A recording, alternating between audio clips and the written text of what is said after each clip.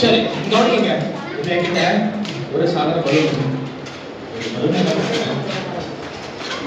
ஊசி மடக்கிட்டேன். சரியா? இப்ப மடக்கி சாதாரண பலூன் தான் இருந்துச்சு. சாதாரண பலூன் இருந்தீங்க.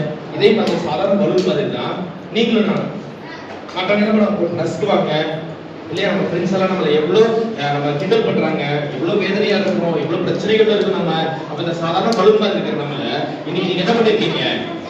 உங்க வாழ்க்கை என்ன பண்ணி யார்கிட்ட கொடுத்துருக்கீங்க? யார்கிட்ட கொடுத்துருக்கீங்க இல்லையா? ஏசப்பாட்ட உங்க வாழ்க்கையும் ஒப்பு கொடுத்துருக்கீங்க.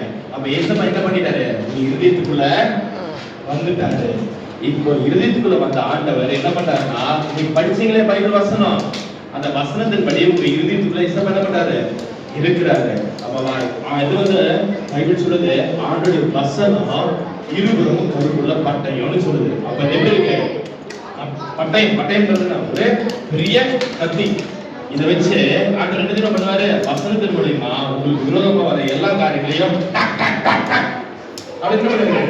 எல்லாத்தையும் வெட்டி வீசுறாரு. இந்த வசனம் தான் நமக்குள்ள இருக்கு. நீங்க படிச்சீங்களே வசனம், அந்த வசனம் தான் உங்களை எல்லாவற்றில இருந்து பாதுகாக்கும்.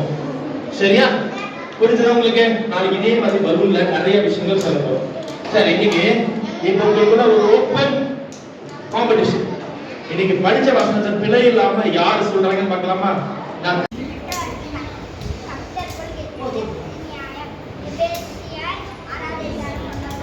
கிளாப் பண்ணி